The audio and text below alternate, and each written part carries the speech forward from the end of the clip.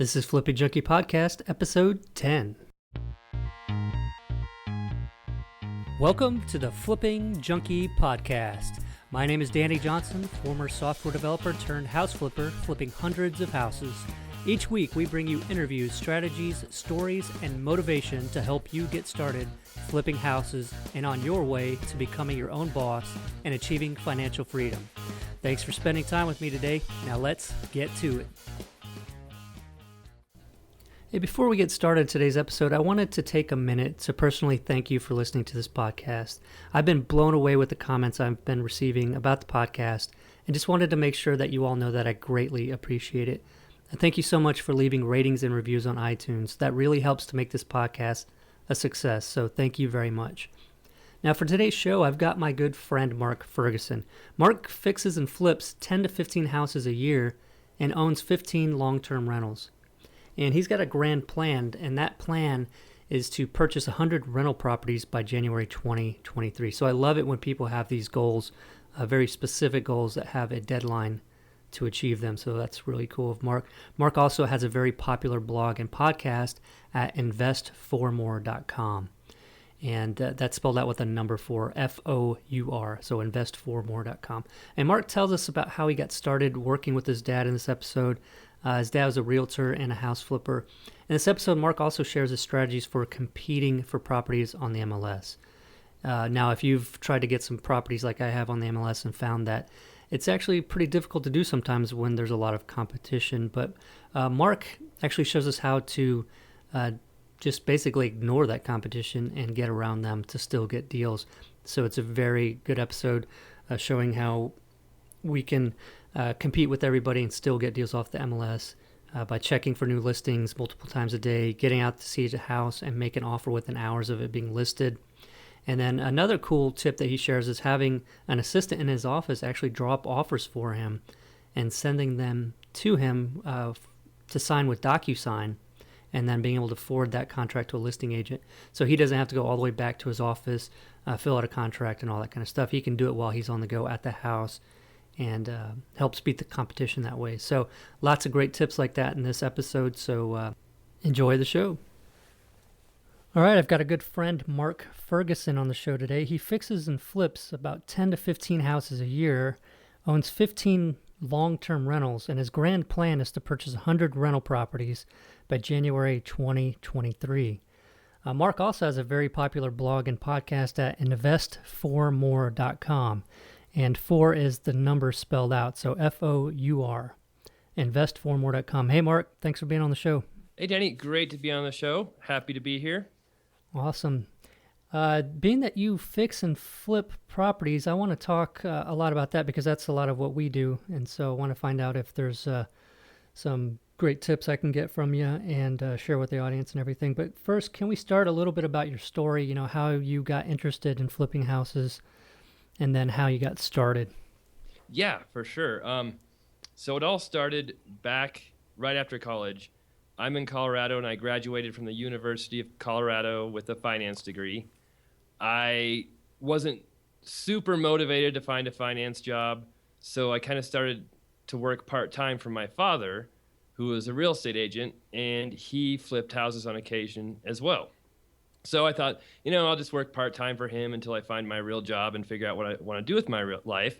And that kind of turned into a full-time career, obviously. I became an agent, flipping houses with him, and then eventually took over the business from him. Awesome. So how much flipping would you say that your father was doing whenever you first got interested in real estate? It was about 2001, 2002, and he did maybe 1 to 3 houses a year he would flip. Cool. And so how did that, so we've got pretty similar stories. I'm not a realtor. My father's not a realtor, but he started flipping houses, and that's what got me into the business.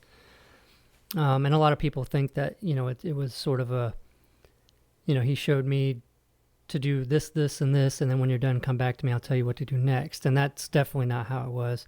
How was your training with your father with that? Did you sort of see what he was doing and sort of learn your own strategies, or how did that work out? It was nice to be able to work with him especially on the flipping side, because as you know, it's tough to get started with money and funding properties. And so basically we were partners. He got a higher percentage obviously than me, but I worked with him to find deals, to work on repairs, things like that. And it was actually really helpful because he taught me, how he found the properties, how he's financing them, and then kind of what repairs he did. And what I brought into it was I kind of expanded what properties we looked for, tried to ramp up the business, buy more properties. And then I really changed our repair process and how we repaired the houses.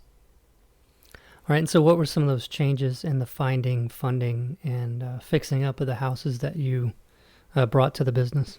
The biggest thing, and one reason why I ended up buying him out later on, was that he's very conservative in the properties he would buy.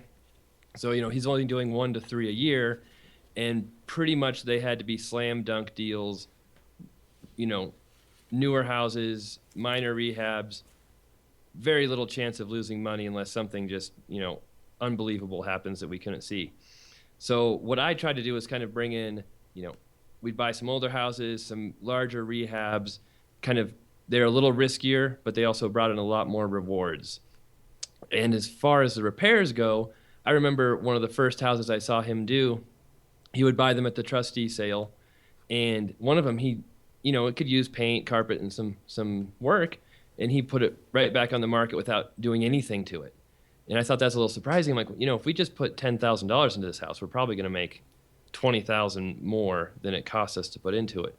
So I kind of ramped up our contractors, different paint colors, kind of more modern, more trendy things into the houses.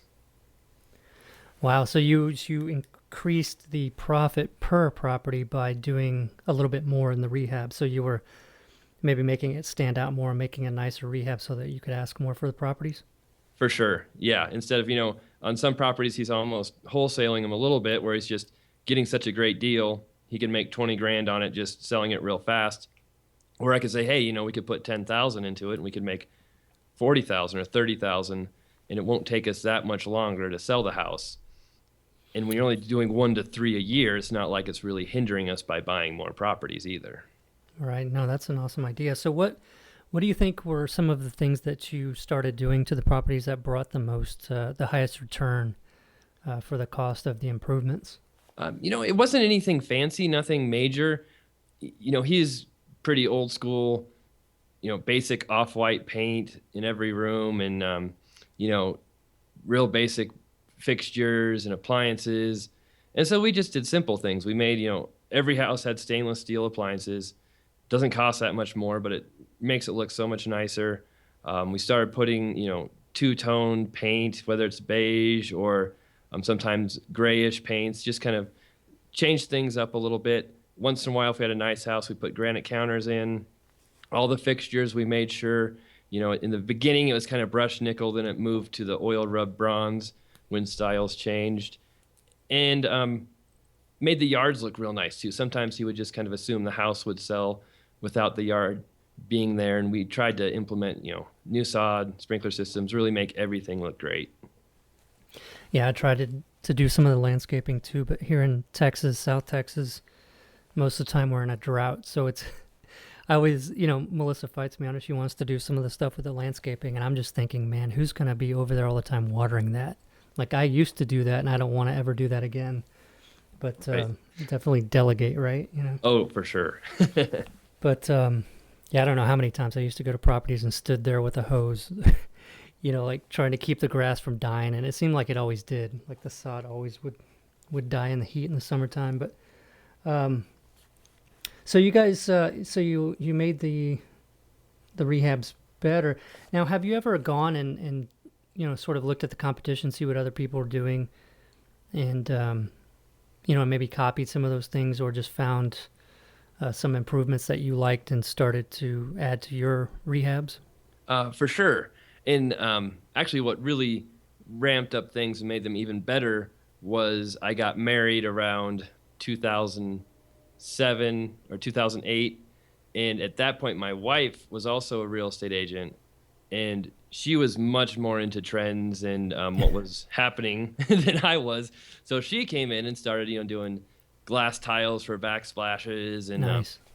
but she's very frugal when she's doing it at the same time. So she's not going to those designer stores and spending $2,000 on a backsplash. You go to Home Depot, Lowe's, but there's a lot of things you can do very affordable and make it look a little nicer than the other houses. But yeah, for sure, we went to other houses. We went to more expensive houses to see what they were doing and seeing if we could have copied some of their ideas into less expensive houses with, less expensive materials, that sort of thing. Yeah, that's a great idea. It's crazy, isn't it? Some of those designer stores, just the cost of a fixture, even just like a plumbing fixture or a light fixture or the tile. I just, some of the first times, it took me several years before I even went inside one of those places, and I was just blown away. I never went back. Yeah, no, I forget what one of those flipping shows on TV. They're in California, and they go to the designer store when they want to have a fancy house. I'm like, why are you paying 10 times what you need to pay for that? That looks exactly the same at a different store. It's insane. I can't believe it. Yeah, it's crazy. Yeah, because you can get the same look.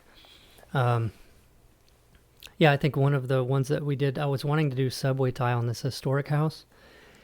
And, at the design store, they had the subway tile, and it had like the little cracks, like I don't know what you call it, but it looked authentic, But the stuff was like, I think it was like $30 or $40 a square foot. Wow. Yeah, and I ended up going to some other place that had it that looked pretty similar. It wasn't exactly the same, but it was like $2 a foot, Right. And it's not like someone's going to take a piece of tile off and see who the brand is when they're looking at the house to buy it either. So. Yeah, and you get the same look for like much less. So yeah, I would never. Yeah, you find the discount stores, like we have one for flooring that we go to that's different than Home Depot or Lowe's. And so I think most places usually have discount sort of flooring stores, and it's just a matter of finding them. Yeah, we do the same thing as well. Like I said, Lowe's or Home Depot has some great prices on maybe fixtures and different things, but then we go to a different store for carpet, a local store, and we might go to a different store for appliances. It's local. They can, give us a little better prices, and we always know they're going to give us the best service at those stores too. Yeah, that's a great idea. You guys ever use scratch and dent? Once in a while we do. There's the local appliance store. They'll have some pretty good deals for us, and since we do so much business with them, they'll always tell us about them. Kind of, hey, we've got a few in the back you want to look at. Maybe they'll work for your next property. Yeah. What I like about those places is they carry new ones. They'll carry also new appliances. And then, a lot of times the scratches and dents are out of sight anyway. So if it's like a range that slides in, like in between cabinets, and the scratch or something is on the side that's within the cabinets, you would never see it anyway. So, for brand new appliances, it's not bad.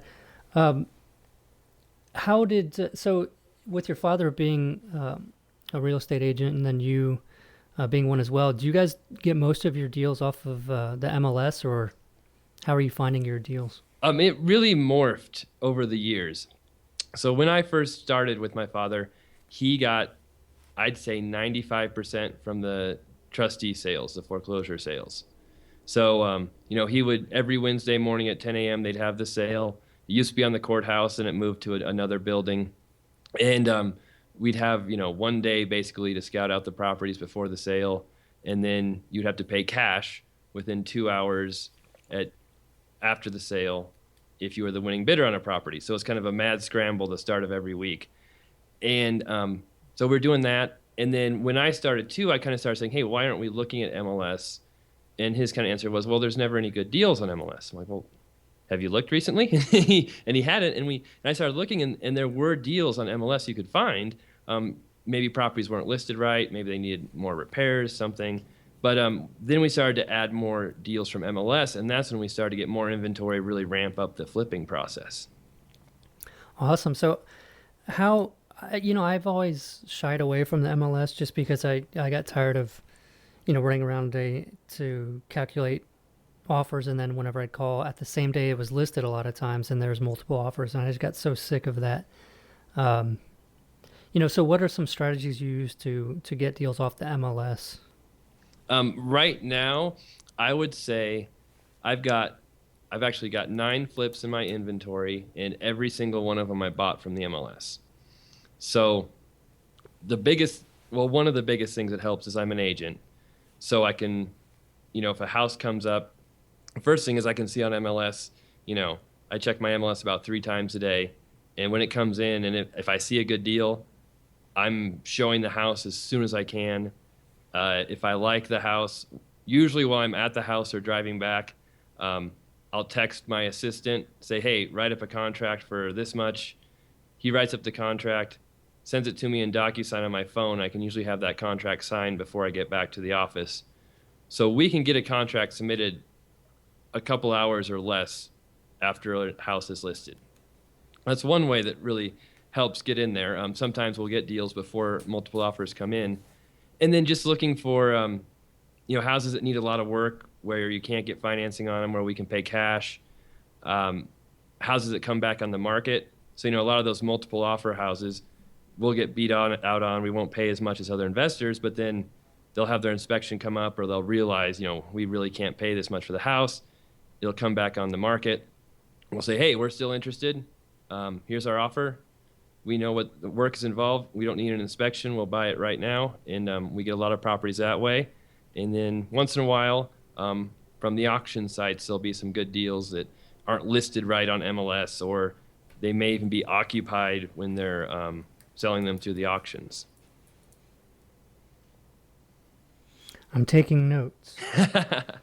The big thing is like the following up, like what you said, that with multiple offer situations, a lot of times people do back out. And that's one thing, one place where I would sort of slip, because I would just say, oh, multiple offer, whatever. I don't feel like competing. And then, let it go. But had I just, I'd already done the work, I'd gone out there, looked at it and came up with my numbers and called to make an offer, and then just kind of gave up, which is crazy. So yeah, your point about following up, even on ones where there's multiple offers on MLS, just stay in touch with that agent so that before they have a chance to put it back on the market, you're talking to them and they say, hey, this is coming back on the market. I haven't had a chance to change the status of it yet. And then so you're able to put an offer in already before other people even know that it's back on the market, right? Oh, yeah, for sure. That's a great way to do it. And if there's multiple offers, there's highest and best. I always submit an offer, even if it's lower than list price, because it gets my name. They know I'm serious. And I've kind of built up a reputation of, if I make an offer, I'm going to buy it. I don't back out from inspections or any other issues. And I've even gotten properties I never thought I would get in a million years on multiple offers because it was a low offer. I had one in REO that I bought. I think the list price was $99.9. I saw it. I'm like, 92 is the absolute most I can go. They had multiple offers the first day. I'm like, well, I'll submit it, see what happens. And I got it. So it does surprise you sometimes in those multiple offer situations. And like you said, if your offer's in the system, that agent sees you made an offer already, they might come back to you and say, hey, our buyer's backing out. They found something wrong with the roof or something like this. Are you still interested? I'll be like, yes, Right. They want it at this price. I'll sign it today, right away. Your buyer or your seller won't have to worry about it falling out of contract again. And how often do you feel like right now you run into multiple offer situations? Just about every single good deal there is. I mean, Colorado is crazy right now. And I would say that 90% of the houses I'm making offers on, there's probably a multiple offer situation. In some of those cases, I'm getting a counter or I'm getting my offer accepted before they ask for highest and best. But later on, they'll say, oh, we got 2 offers after we countered you, or we got 3 offers, but yours was so strong with no contingencies, we just decided to accept yours and not even ask for highest and best. Right, so there's a good point there, right? So how do you make stronger offers than other people? For one thing, if a house comes on the market, let's say it's worth $150,000 and you can get it for $100,000. So obviously an amazing deal doesn't come along very often.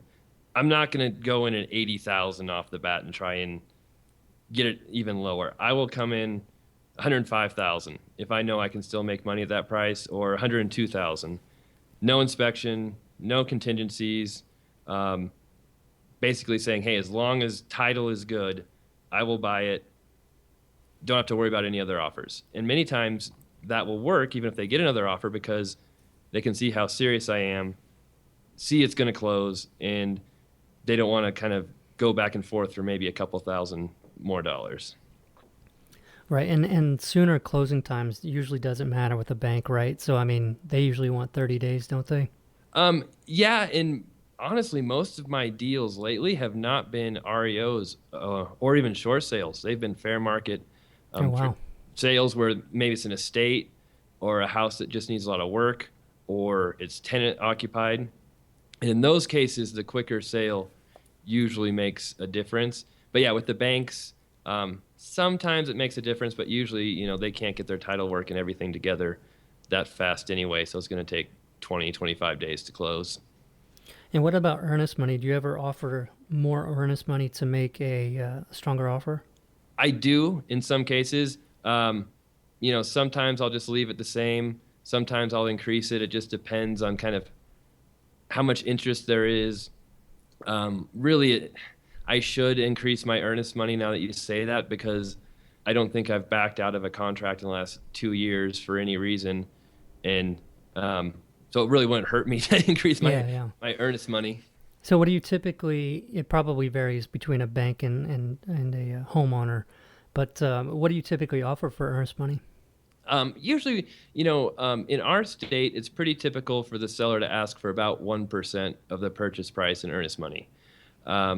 Sometimes a little more. On some of these houses that need more work, a lot of times you'll see that increase to like 3%, maybe even 5%, because they know they're going to get a lot of investors who may not be that serious. All right. So usually it's in that 2 to 3% range. Once in a while, with some REO properties, if you're doing a cash deal, they'll want 10% earnest money down. And but I haven't run into that for a year or two. All right. So the market's pretty hot up there, right? I mean, you've got a lot of people fighting for these properties on the MLS. Our Colorado is one of the highest, if not the highest, appreciating market in the country. So in 2010, 2011, our average price was around 120, and now it is up over 230. Wow. Yeah.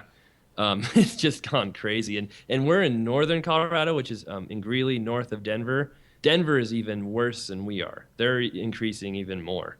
So, I mean, their average price is close to $400,000, I believe, now. That's crazy. Yeah, we have areas in town here where I look up values and I'm just blown away at the change just in the last year or two. And, I mean, our market's not crazy like that. You're talking about doubling prices pretty much. Yeah. But, well, I forgot what I was going to ask you now.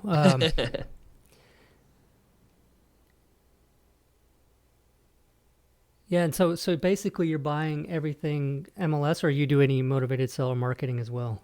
We do some direct marketing. I have bought a couple houses that way. I don't have any I'm working on right now, but we have sent out postcards, some letters to out-of-state sellers and some inherited properties lists. And so not only have we bought a couple properties that way, but we've listed some as well. So since I'm an agent, I really hate talking to motivated sellers and being on the phone with them. So I've just kind of passed that duty off to one of the agents on my team. And so they'll talk to them. They'll kind of get an idea if the property is a good candidate for us to buy or if it's a good candidate to possibly list. And I'm like, hey, if they want to list it, go ahead. It's your listing. If they want to sell it, send them to me. I'll talk to them. And if I end up buying it from them, I'll give you a little, commission back on the purchase of it. So that's worked out really well. Yeah, that's awesome to be able to have that other option for people. You probably even use that to help them accept your cash offers. You know what I mean? By saying, look, it'll probably take this long to sell. You can have this much in commissions. But I did remember actually, though, what I was going to ask you that, when I was talking about the market getting pretty hot, and then your talk about the doubling prices just made me completely forget what I was going to ask. But it was really, with it being hot, do you find yourself adjusting your analysis numbers? Do you adjust? What do you go on to determine what you can offer for a property? Obviously we're changing the price points we're paying because the market's going up so much, but I have not changed the percentages or the profit potential we want to see. I think that's probably one of the biggest ways to get yourself in trouble is if you're lowering your profit with an increasing market, or if you're hoping that the market will keep increasing in the future to make your money. I think that's how so many people got in trouble during the last housing crisis, when they weren't even flipping, they were speculating. They're buying houses just assuming they'd keep going up in value. Right. But no, if I buy a house, I am making sure it's got the same profit potential as before at today's price, not in what I think it'll be in 2 months. I want to make sure that there's a profit there. If the market goes down, I'll still make, some money. But I've not changed that. I have increased the type of property I've looked at and the distance I will go to find flips. But yeah, I have not changed the price I'll pay on a percentage basis.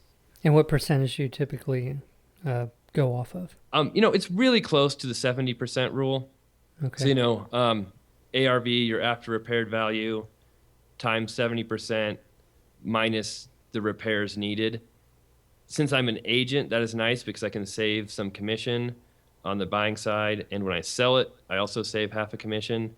So 72 to 74% is usually about the range I'll go up to. But if I wasn't an agent, it would be right around that 70% rule. Oh, okay, yeah. Well, that makes sense. So the next step in that is, when you're determining the cost of repairs to be able to determine what you can offer, how did you learn how to determine the cost of repairs on these houses that need work?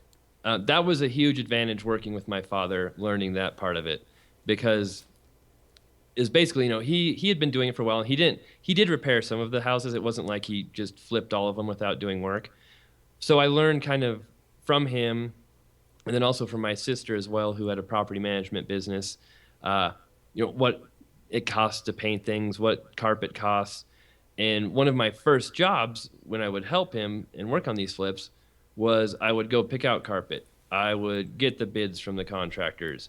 I would, go to the stores and pick out fixtures. So I was out there talking to the carpet guys, so I knew how much carpet was.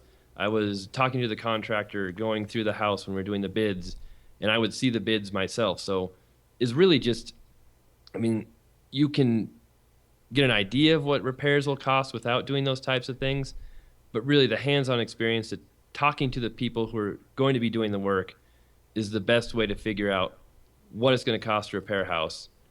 And then my rule of thumb was always add $5,000 to whatever I thought it would take to repair it, because we would find something behind the walls or under the floors, or just something would cost more than we thought it would on every deal. I don't think there was anything we ever came in under budget on. Yeah, will always happen. That's why.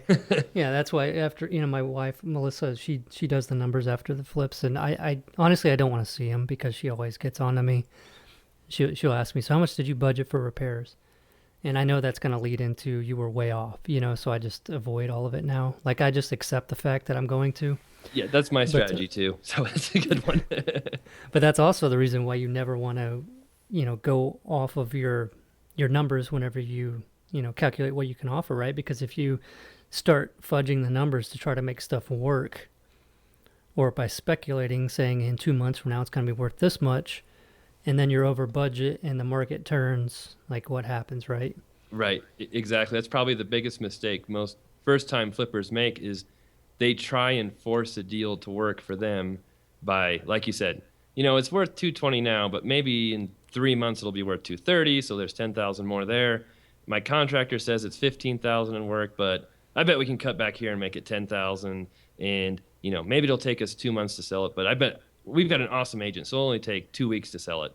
And all of a sudden you just, you're $20,000 under what the realistic costs are going to be. Mm-hmm. And you wonder why you lose money on the flip in the end. Yeah. And losing money on a flip is never fun. No. Doing all of that work and all the hassles and then paying to do it. But has that ever happened to you?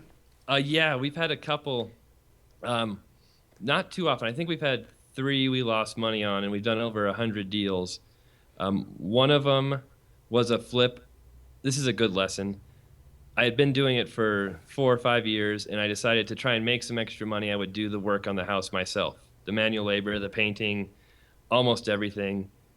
Chose a 1900 ranch house that we didn't realize it till after we bought it had a fire in the attic. So I put in a new kitchen, new windows, new doors, redid the baths, repainted everything, carpet, put in some laminate hardwood flooring, all this, and it took me like 6 months to get everything done. And after that, I had to bring in a contractor to fix a few other things that I wasn't quite capable of doing. And because it took us so long to do those repairs, the market had started to turn a little bit at that time, and the price had decreased, and the house just, the fire in the attic we didn't know about. We couldn't really fix that without replacing the entire roof structure, so we just kind of had to disclose that. And we lost about $10,000 on that house after spending 6 months of my life working on it. So that was fun. Yeah, I bet you never did that again, though, right? No. Oh, no. I learned real fast. Never do the work myself anymore. Yeah. And another one we lost money on was completely out of our control. We bought it from the trustee sale. And when we would do that, we'd always get an O&E from the title company that shows, ownership and encumbrance report, if there are any liens, judgments, anything filed against the property, because there's no guarantees at the trustee sale you're getting a clear property. Nothing showed up. We bought the property. We go to look at it. We hadn't seen in the house before. And we open up the garage, and there's like a brand new BMW in the garage. And the rest of the house is completely vacant. We're like, what is going on here? This is not right. And so we found the previous owners. We ended up looking them up in California, contacted them, and like, hey, is this your BMW? Like, yeah. And we're like, we just bought the house. You need to come get it. Like, no, it's our house. I said, no, it's our house. We bought the trustee sale. Like, no, they foreclosed wrong. We're taking that house back. You guys can't. It's not your house. And they had filed a lawsuit like the day before the trustee sale against the bank saying they foreclosed wrong. And it's a completely frivolous lawsuit, had no ground to stand on, but it took the courts over a year just to look at it and go through the system. And that was after we hired attorneys to try and make it go faster. And so a year later, and like $15,000 in attorney's costs, we lost money on that flip. But that was just one. Painful. I mean, there's nothing we could have done to change that situation except not buy at the trustee sale. Yeah, so there's some risks that people need to know about when buying those foreclosures, the trustee sale. That's pretty painful. I'm glad I haven't had that happen to me. Yeah, no, I've never heard of that happening to anybody else, but it happened to us. But you've done some really good ones, though, I'm sure, that have made up for things like that. So do you have one that stands out in your mind that you maybe feel is like one of your best deals that you've done? Yeah, usually the best ones we've done have been pretty risky. But we've had a lot of luck with country properties, with acreages. And so the last one that really stood out was a country property, just a little shack almost. I remember the MLS description said, no lockbox, door is open, possible squatter in the house. I'm like, that is an awesome description for getting people to come look at your house. So I went out there. Yeah, come armed, right? Yeah. I went out there, and it was actually locked, and it had a lockbox on it, and there was nobody in there or any sign of anybody in there, so I had no idea what they're talking about. But it was, 5-acre property, 1,000-square-foot house. But the description on the MLS was no well, no septic tank. Basically, they're like, you're paying for the land, and that's it. I'm like, and I paid $75,000 for it. That was their asking price. I'm like, full price offer. Here you go. I think everybody on my team and in my office thought I was absolutely crazy for buying that house because it kind of looked like it's about to fall down. But we went through it. We found the well. It wasn't working, but we found it. We re-drilled it. Wasn't too expensive, like $12,000, $15,000 to get that all done. Found the septic. Or no, we didn't find the septic. There was a second house in the land that they'd torn down. We found the septic for the second house and tied into it, which was still working. Redid all the electrical, redid all the plumbing, new flooring, new drywall, new kitchen, new bath. There's a big Quonset hut shop on it, redid the windows, doors on that. And then we stuccoed the house because it had some really old siding and just peeling paint and rotting. So we just ended up stuccoing it, and I think we ended up selling that for $256,000 after we're done. Wow, what was the cost to fix all that up? It was about $75,000 to $80,000 to do the entire rehab, but for $75,000 purchase, that wasn't too bad. Yeah, so close to 100,000, huh? Right, yeah, pretty close to it. And then people didn't think I was crazy afterwards, but they didn't have the same vision I did for that property.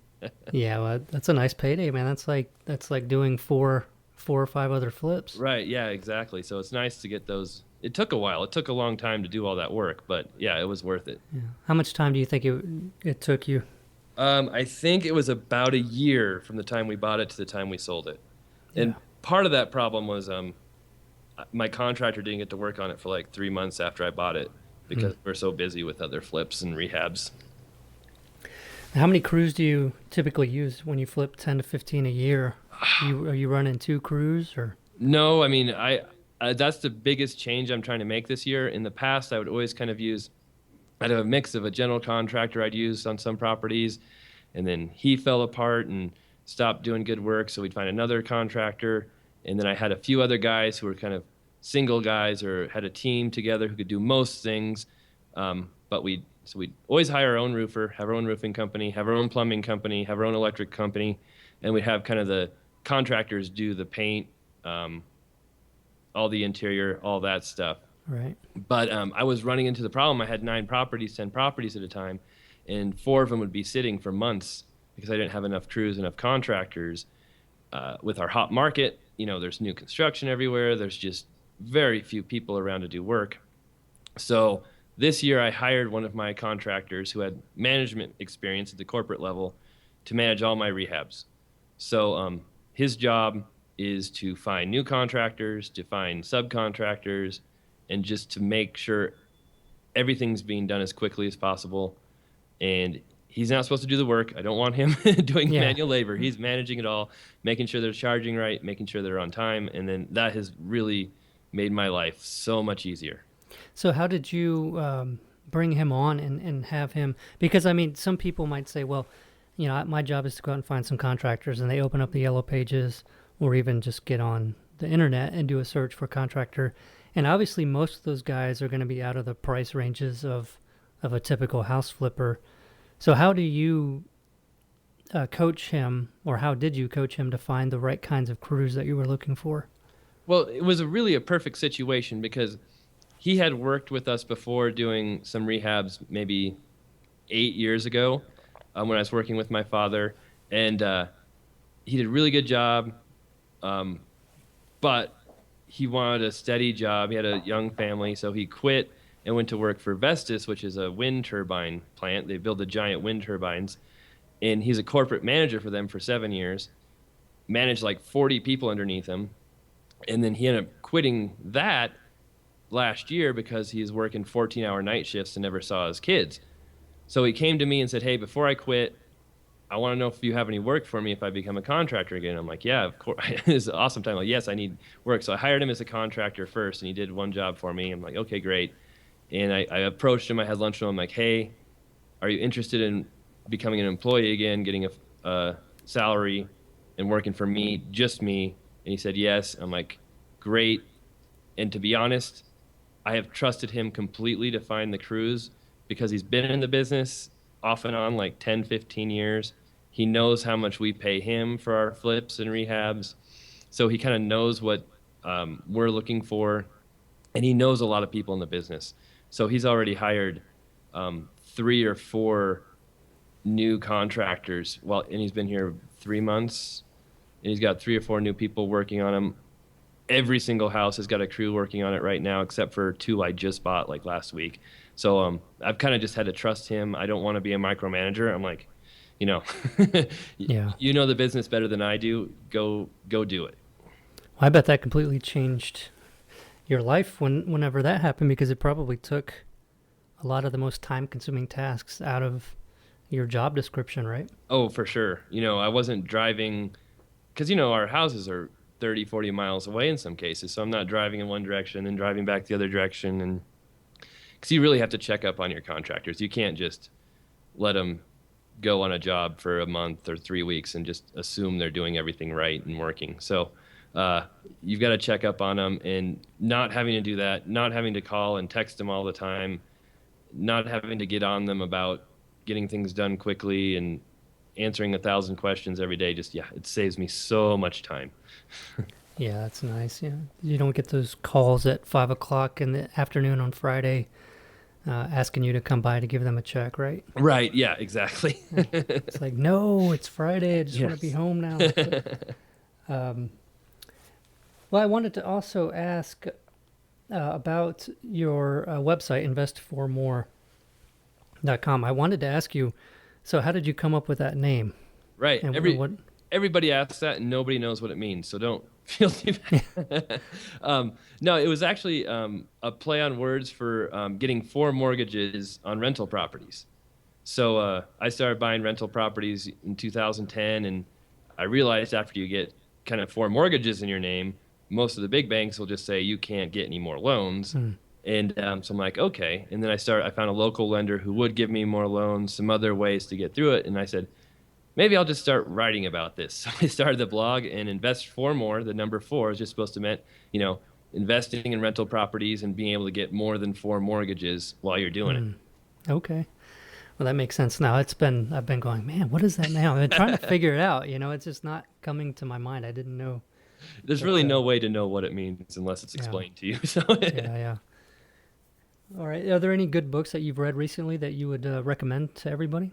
Actually, I'm reading one right now, which most people probably have never heard of. I know a lot of people like to throw out, Think and Grow Rich, but Third Circle Theory, which is by, I'm going to get his name, Pejman Gadami.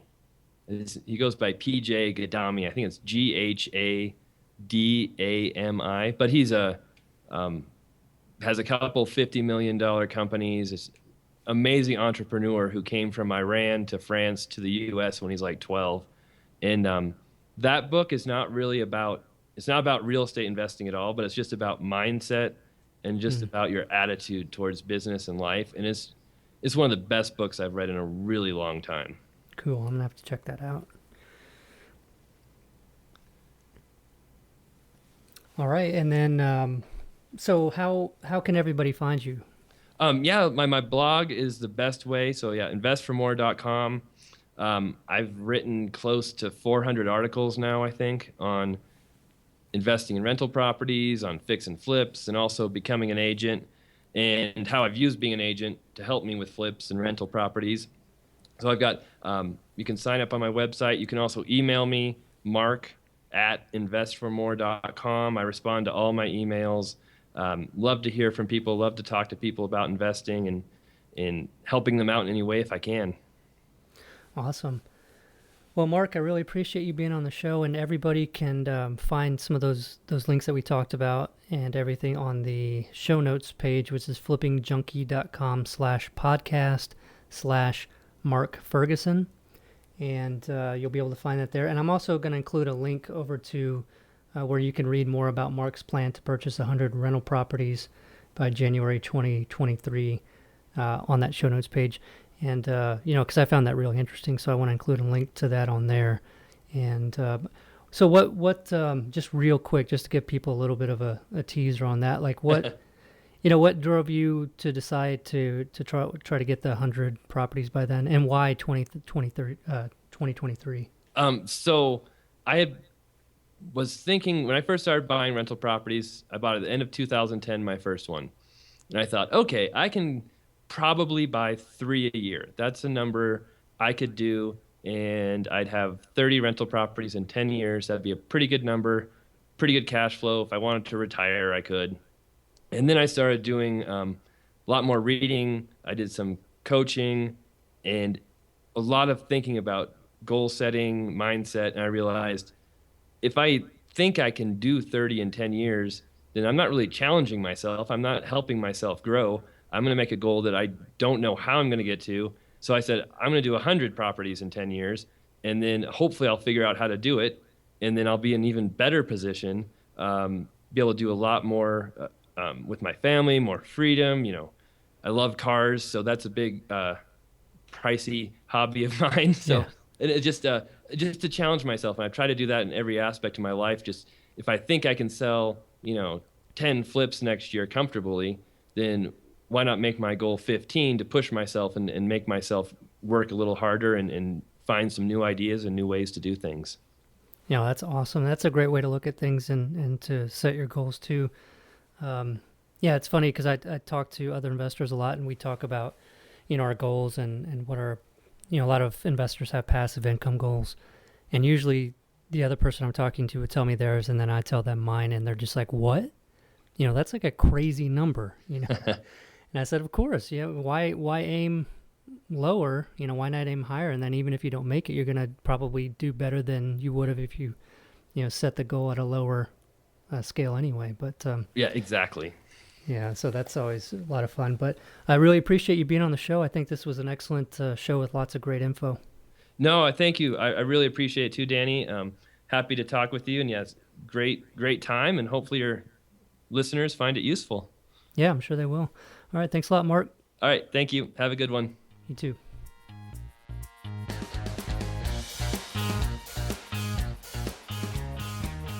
Well, I hope you enjoyed the episode, and thank you very much for listening to the Flipping Junkie podcast and for subscribing and leaving ratings and reviews on iTunes. It helps a lot. Thank you very much. And if there's something that you're struggling with or something you want to find out more about with regards to flipping houses, anything at all, simply go to facebook.com/flippingjunkie and leave a message for me there. And I'll try to help you with that and also tailor a specific episode to answer those questions. And have a wonderful day, and we'll see you next time.